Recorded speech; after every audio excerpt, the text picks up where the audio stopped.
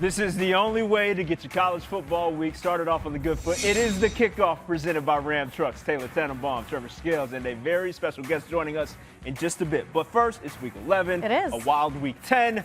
Crazy. And we got some recalibrating to do before a very important evening this evening. Yeah, before we move on, though, I want to say we are heading into week 11. We've spent Team so much time uniform. together that we're nearly matching at this point in the season. Tonight, though, is a very big night in terms of the college football playoff because the first rankings will be released. The committee has been very busy in Grapevine, Texas.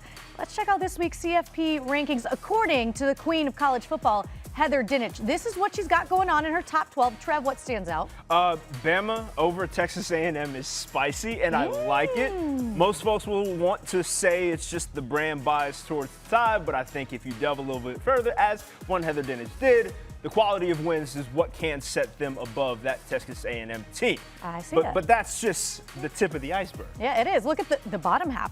There's Texas and Oklahoma Hanging out. back in the conversation. But what you don't see is an ACC team or a G5 team in those rankings. So we will get to all of that. Welcome in now, one Heather Dinich. Live and in color. We're so happy to see you. It's going to be a busy day for her next couple of days as she tries to break down the rankings as they come out later tonight. I want to start with the top 4 teams there, 1 through 4.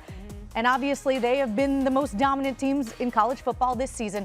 When they do release those rankings tonight, what can we expect 1 through 4 as they try to divvy up those standings? I don't think there will be too much debate between 1 and 2 because Ohio State has passed the eye test and the resume test together. But Indiana does have the best win in the country going on the road, beating Oregon by double digits. But I think overall, Ohio State's resume is a little more complete than Indiana's at this time. And they rank in the top 6 in offensive and defensive efficiency, slight edge to the Buckeyes. And then at 3-4, there could be some interesting conversation because when you look at Texas A&M, where are their opponents? Is Notre Dame in the top 10? Does Texas A&M have a top 10 road win? Does Alabama have a top 5 win if Georgia's number 5? Can the selection committee forget about that season opening? I mean, it feels like I feel like it's been a little bit forgotten. It's been a little while since they lost to Florida State, but these two teams are very close in terms of statistics, but Alabama, I think, will have more CFP top 25 wins and statistically a little bit better against better teams. Interesting. And I understand that we can shade the committee all we want to for forgetting Bama's loss, but we're not going to act like that's not a completely different team than what we saw in week 1 as well. It's a dichotomy of sort of dynamics there. But pivoting over to Miami, who did the thing in November again. Caught an L that they really should not have. And so we look at them, a couple losses on the slate now. Moving into this college football playoff pursuit, what, if any, possibility do they have in order to make their case?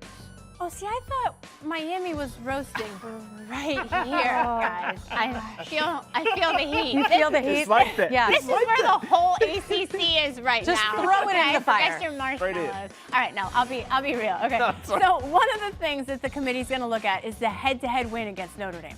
That matters. That did happen. It's one of several tiebreakers in the room, but it's not the end-all, be-all for the decision.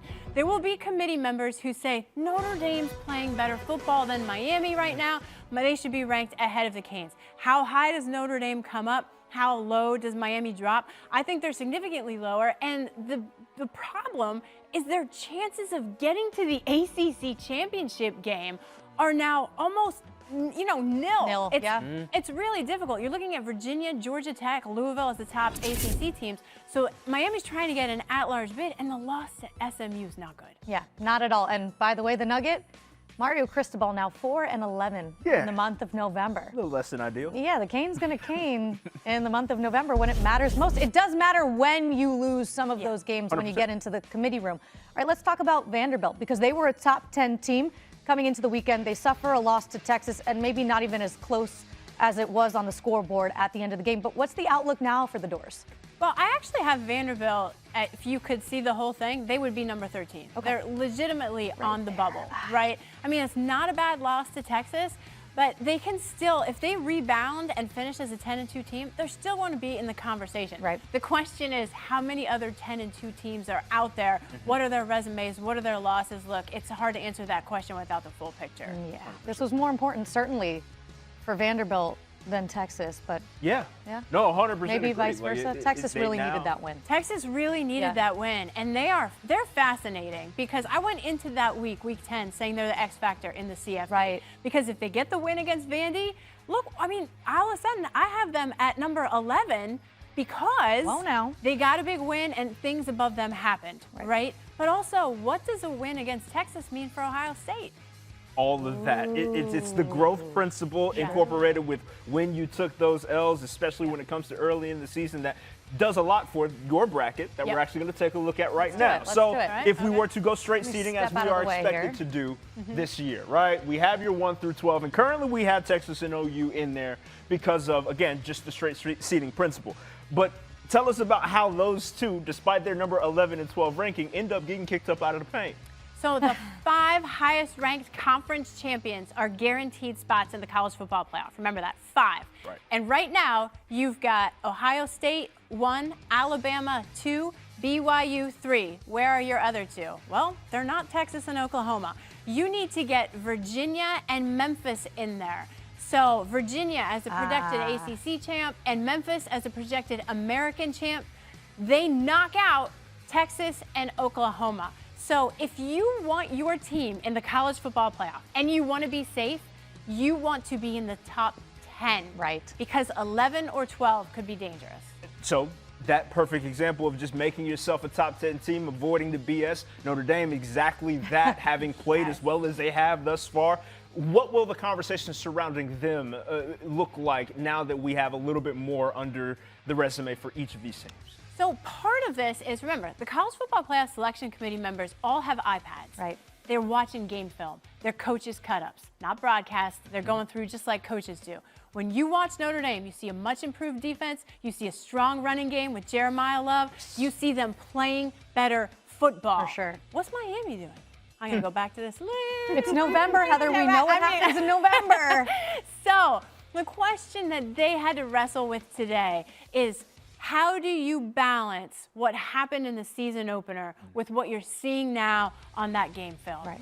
And there will be committee members who say, I have got to reward that head-to-head, otherwise why are we playing the game? Yep. And the committee member right next to them can say, yeah, but I know what I'm seeing. Right. Notre Dame's playing better football right now. Absolutely. All right, me and you were sitting in the green room, and we're looking at the slate for Week 11, and we're like, there's nothing that really jumps fully off the page, but there are some consequential matchups. When you look ahead to this weekend, what are some games potentially you're circling? Well, I think you have to start with BYU, Texas Tech in the Big 12 because they're both in there and someone's going down. Ooh. So I think Texas Tech is in a more precarious position because they already have a conference loss. BYU is undefeated, right? Right now, those two teams are projected to have the most likelihood of playing each other in the Big 12 title game. But if Texas Tech loses, they've got 2 conference losses. It's going to be much more difficult for them to even get to the Big 12 championship game. So you've still got Cincinnati, which is not pictured here. Right. And also just got hammered by Utah. Utah's not out of it yet either. This is so fun, guys. That Big 12 conference, if we can, just stick there a little bit, where we thought, 4 or 5 weeks in, Texas Tech was running away with it. They were the team that was brand new roster, improved from the trenches out, and really established themselves as a potentially dominant Big 12 team. And now they're sitting on the bubble of even making the playoff. What does their stance within the Big 12 do for their case should it come down to, that 11-12 seed by season's end? Well, if they lose another game, it's going to be hard for them to get an at-large bid because the Big 12 champ's going to be a lock, right? Yes. But the best case scenario would be have BYU as one loss, right, as the Big 12 runner-up, right? Yep. And then you've got your champion in, who's a lock.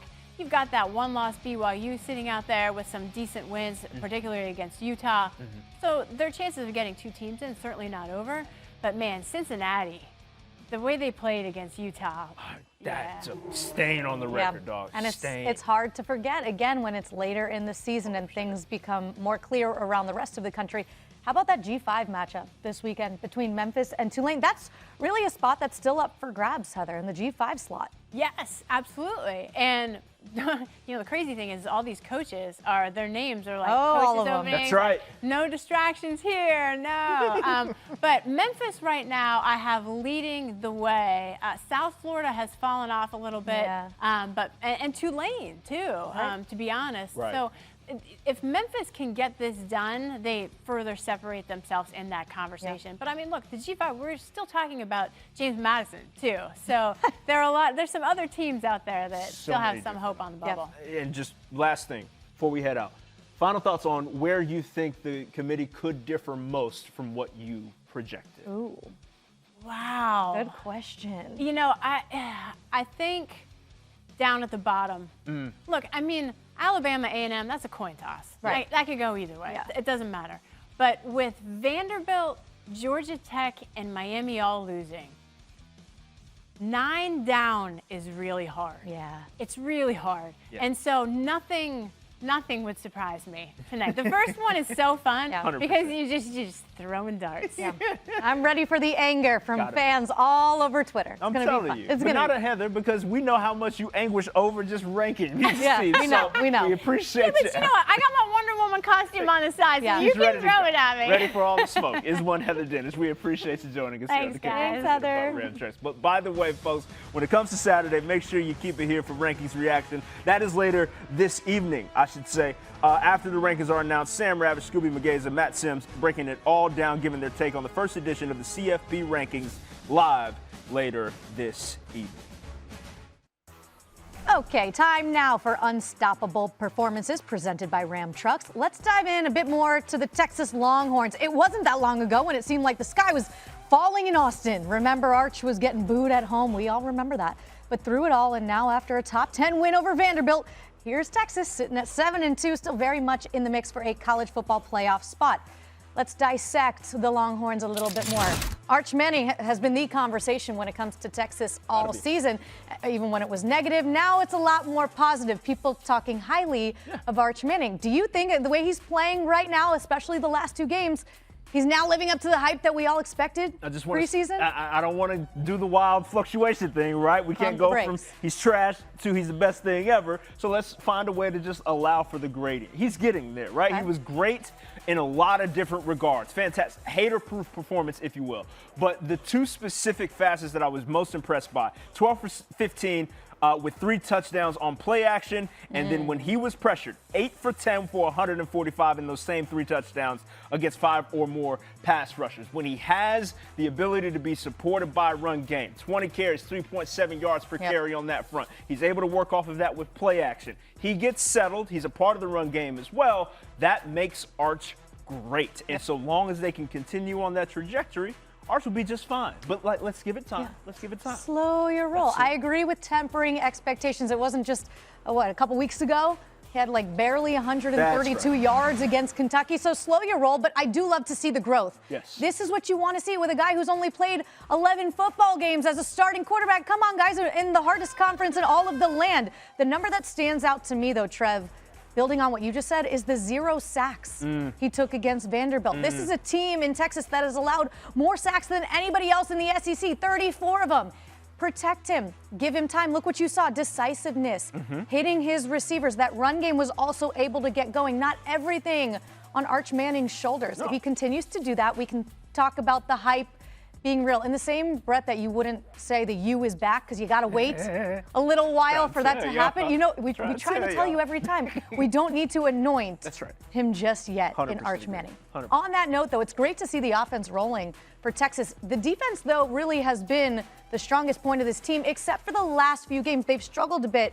Are you concerned with the defense right now? I won't go concerned because through 3 quarters against Vandy, dominated. 185 total yards for the Commodores through 3 quarters. But what happened in that 4th quarter was most concerning in the sense of let go of the rope a little bit. Yeah. Somehow Vandy ran 41 plays in that final quarter, had 205 yards through the air.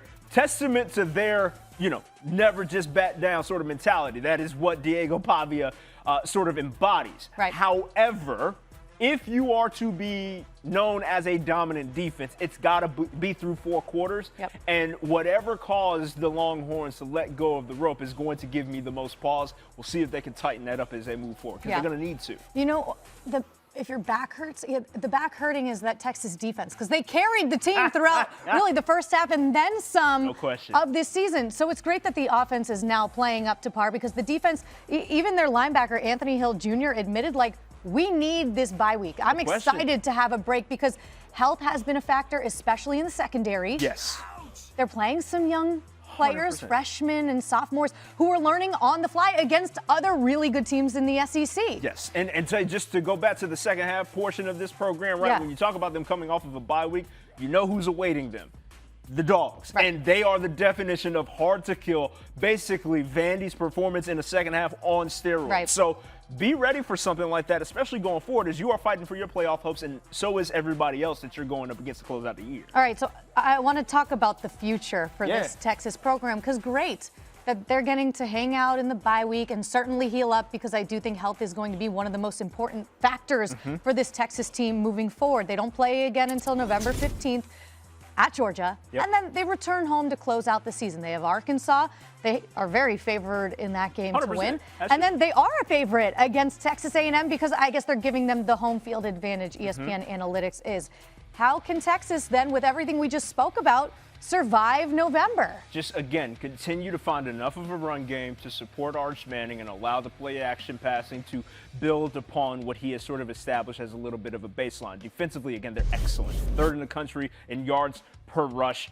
But on the flip side of that, 92nd when it comes to yards per game through the air for opponents' offenses. So long as you tighten up that secondary that you mentioned, been a little bit ravaged by injury, trying to get those guys back to healthy and make sure that you are locked in for teams that will be gunning for either playoff positioning, in the case of Georgia, or just maintaining their number 1 spot or close to top spot if you're the Texas A&M Aggies.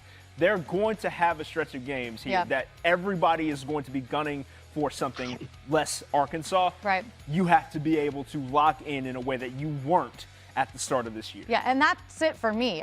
Physically, obviously, health is going to be a critical factor for Texas, but mentally, too. It's not listening to the people like us in the media talk about you. As we discussed today, Texas, we had them out of the field just a couple of weeks ago.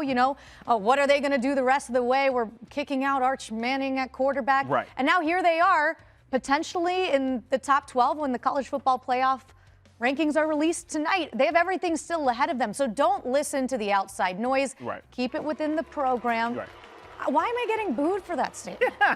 It's what did I say wrong? The booze, I think, is what we were boosting. Like the concept of making sure that you block out the outside noise, because there's plenty of it. Now, dealing with Texas is fascinating, though, because I'm interested to see what the committee does with them with those 2 losses on the resume, especially this evening, because of how we're supposed to evaluate them in real time as opposed to what we saw and what we cannot ignore. And does that scale slide then for in Alabama, for Texas A&M, and how they all fit in that 12-team bracket as it gets released today is most fascinating to me, because I just think that Texas has a lot left to be desired from an expectation standpoint, but the fact that they still have so much of a ceiling to reach is just as impressive. They've lacked consistency, and I think that's something the committee will be looking at as they push forward. Up next, though, bye week, and then the Georgia Bulldogs. How about them Dogs, baby? Y'all already know what time it is. Mad Max Browne is in the building to help us preview, set the table for what is Week 11 in this beautiful college football season. Max, appreciate the time as always, brother. Always. Let's get right to the Big 12 matchup of the weekend. Top 10, number 8, BYU at Lubbock, Texas Tech, number 9 team in the land. When it comes to 2 of the best defenses in the Big 12, whose offense has the edge in this one? That is a good question. I lean Texas Tech just because I trust a healthy Behren Morton. He's more of a veteran versus BYU's got more of the true freshman. But the matchup that I'm really focused on is David Bailey, the edge rusher for Texas Tech, leads the country in sacks versus Bear Bachmeier, BYU's quarterback, who is a true freshman. They're slowly opening the offense as the season goes along, but David Bailey's impact's been tremendous. So much has been made about Texas Tech going into the portal and getting additions. David Bailey came from Stanford and has been absolutely lights out. And to me, this is a game where style is going to play a big role, where if this gets into a shootout, I think that favors Texas Tech. If this is a longer drives, grimier game, I think that plays more into BYU's hand. So you got a pick for us on that matchup then? Putting you on the spot. Let's go. I like Texas Tech. I like Texas Tech. I think they got the thorn in the side versus ASU a few weeks ago. They respond, and I like the Red Raiders. I like it. I like it. Love the quarterback being healthy now moving forward. Most important time of the season. All right, LSU, Alabama. Here's Alabama, the Tide cruising right now. And then there's LSU. First game with an interim head coach, Alex Atkins, now calling the plays offensively. Max, what do you anticipate on the field offensively from both of these teams? Ty Simpson on one side and Garrett Nussmeier now with some change on that side of the ball. Yeah, to me, it's the preseason best quarterback in the SEC and Garrett Nussmeier versus the current best quarterback in the SEC and Ty Simpson. And I'm intrigued to see how LSU, the team, responds. But Garrett Nussmeier as well, who's been getting a lot of criticism. Ty Simpson, though, he's been lights out. We talked about it last week. Only 1 interception on the year, 20 touchdowns. The Tide winning 7 straight games, coming off a bye week, so getting more healthy, and I'd imagine they're going to pick up right where they left off. For LSU, though, I referenced it. Garrett Nussmeier's been getting a lot of criticism, but this has been a tough offense to play in. They have not helped him out at all. The running game has been poor. The passing game has just been all on his shoulders, and I feel like the pressure and him getting constantly hit throughout the month of October is wearing on him a little bit. But when you make a change, sometimes that can, inject a sense of energy into the whole team, and maybe he rights the ship. And this to me still is a premier quarterback matchup. All right, then I'm putting you on the spot. With that being said, is there a world where the Tigers go to Tuscaloosa and pull it off? I think there's a world, and you look at the 3-game stretch ahead for how dire it's been for LSU. Maybe there's a pathway they get there, but let me be straight. I'm picking the Tide in this one. Okay. I think the momentum that they have over the past couple months has been lights out, and I got trust in Ty Simpson and his play caller Ryan Grubb to get it done. Yeah. The world exists, just not this one. Maybe in another galaxy somewhere, just a far, timeline, far away. Alternate timeline. Spinning over in the SEC still, in Columbia, Missouri, Texas A&M paying them a visit, looking to remain unblemished. Mizzou obviously down their starting quarterback off of a bye week. Is it boiling down to just defensively being able to stop Marcel Reed while maintaining your offensive production as much as you possibly can if you're the Tigers? I don't think it's that simple, only because A&M, it's more than just the quarterback. A&M's getting it done at all three phases of the game, multiple layers. I think Marcel Reed has the ability, like we saw last week, to beat you with his legs, but then also his arm. But if you're Mizzou, you can't let Marcel Reed's legs get going, as we just saw in that last highlight, because you look at the stats.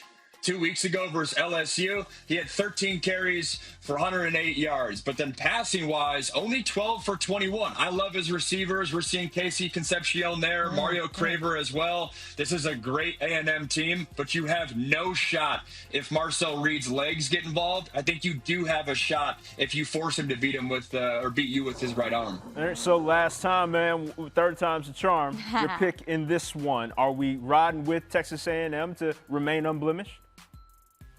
I'm lame. I'm going with all the favorites, but I think so. Mizzou on a backup quarterback, that's a tall task for the Tigers. Playing the safe game is Max Browne. There's nothing wrong with that, especially around this time of year. You know what these teams are at this point. Appreciate you as always, Big Dog. Have a great time out on your travels this weekend. Thank you both. So let's take a look at what else we have in store this coming weekend. Tulane at Memphis, number 22 in the nation, Friday, 9 p.m. on ESPN. Plenty on the line, American Conference, also the CFP, because Memphis is in the driver's seat right now for that G5 bid. Do have good news. Tigers quarterback Brendan Lewis was hurt in their win on Saturday, but Trev practicing this week, so that is a huge update. They need that win in the worst way. Now, I fully expect to see the number 2 next to Penn State around this time of the season, but it's next to Indiana, and it's well-deserved. They take that trip out to Happy Valley to hope to continue their undefeated season. All right, but hear me out, Trev. Penn State 5 losses. What else do they have to play for other than maybe spoiling everybody else this season? That's it. I don't know. I know Indiana's a 15.5 or so point favorite. I don't expect an upset, but you never know. Understandably so. Now, out in Stark Vegas, the Bulldogs will be taking the trip out there with all the cowbells in the world. Can they continue to just skate on by? I'm going to flip this on you, you Georgia Bulldog. What do you think? What do you think? I'm terrified. 7.5 point favorite. I don't trust anything. I'll just enjoy it if they win. Every week he feels terrified. I just want to say that. But Georgia keeps doing what they're doing. But Mississippi State, you're right, has pressed some people, including Tennessee and Texas. Georgia just hard to kill. So are the Mississippi State Bulldogs. But moving on to the Ole Miss matchup, Citadel paying them a visit after dominating South Carolina last week. You know, Finding Nemo, just keep swimming. It's just keep winning. If you're the Revs, they're in a perfect place right now. I don't expect to slip up in this one, Trev. Not at all. Okay, Trev. It is Election Day, as you can hear from the very patriotic music that's playing. A chance for you and you to perform your civic duty. Here on the Kickoff, presented by Ram Trucks, there are some college football campaigns that we thought we could maybe nominate some prestigious candidates for. Yeah, these big prestigious positions. All right, we're going to start with one. And this would be for president of the Coaching Crash Out Club, going to one Dabo Swinney. All right, if you missed it this weekend, and yet another loss to Duke. This was him on the sideline early. And then right before halftime, Duke scored a touchdown. Wasn't great. And then he just laid into his guys on defense on the sideline. Oh, there we go. There it is. There's the crash out. There's the crash out, right? It started okay, and then it went slowly downhill there in Death Valley. But let me tell you, yes. I personally would also crash out if I had national championship expectations and have fallen short to the degree that Clemson has, frankly, right? It's just everything that we thought we knew. And this is now getting personal before you, boy, because I picked them as national champions. I know. Everything we thought we knew, that Cade Klubnik was going to be oh so solid as a starter, the wide receiving core was going to be otherworldly, and the defense was going to be shut down at all costs. None of that happened, and I don't know if it was a matter of the rose-colored tint on the glasses evaluating the roster sort of took over for the Clemson program, but either way, tough vibes out there in Clemson, South Carolina, and understand. It's hard for me to take this seriously because of the music that's playing. This is America the Beautiful. I think that it is. Here's the thing. We could nominate him. I don't think Dabo Swinney would be my vote for president of this club. Here's why. I think he doesn't crash out all the time. I think this is more of a temporary crash out based on the circumstances right now. I think he could be in the running, should definitely be on the ballot, but I'm not sure this is a long-term thing. President, I might go like a Brian Kelly. Well, yeah. I've seen more of a sample size. I.e. the breakdown with the media exchange on the offense earlier this season, and now he's also watching on Saturdays like the two of us. Let's move on to the next position. Lane Kiffin for mayor of Trolltown. Listen, he's my top candidate. I can't think of anybody else. I think it would be a landslide. The man, again, earlier this season, 8 minutes after a conclusion of a game, was trolling the aforementioned Brian Kelly. Had his dog in on it, saying that they can't run the daggone ball. It's glorious from one link. And then you could even spin it to him trolling the player on the field when he played Oklahoma, and that brother came up trying to steal right here. Us. There you go. Right, all the examples of why there's no other candidate, right? Yeah. There's no other candidate. There's not. He's like president, VP, secretary, all of the things. He can be an aide. All of the things. I'm voting for Lane Kiffin for the mayor of Trolltown. How about, I guess this is going to me. Well, first of all, I love that I'm surrounded by money. This is great. Make it rain. Love that for me. Taylor Tannebaum for treasurer of ACC fan headquarters. And Trev, this is because the conference has now had 6 field stormings this season. There's a problem because they're just doling out. There's these teams, man, just having to pay these big fines because the ACC says stay off our field.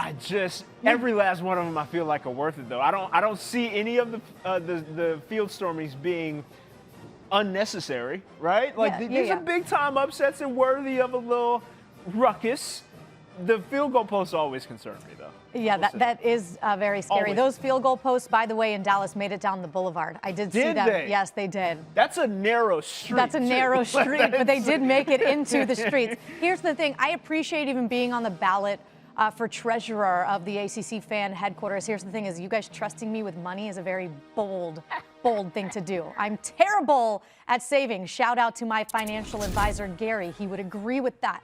But yeah, these are all the storming incidents. I would, though, do my best if I was in this position of power to just try to tell these ACC teams, stop with the upsets, man. You're ruining your college football playoff hopes of multiple teams in. Like, the field stormings are cool, but I would try to collect the cash, I guess, figure out the finances. We got to find a way to, disincentivize the concept of doing so. And I don't see that happening. No. And so, like, the fines, they're not doing anything, dog. So kids gonna kids these days. Yeah, let them ride. Yeah, dog. look, when we were young, we were down to storm the fields. Now I'm like, get off my lawn, literally, as part of the treasure of the ACC. But you want Field the Storming money. Fan So Club. storm it all you want. Yeah. You want to. All right, Anyway, we're going to storm on out of here. I'm out of here. Because that's a wrap on the Kickoff presented by Ram Trucks. Enjoy your Week 11. We'll see you same time, same place next week.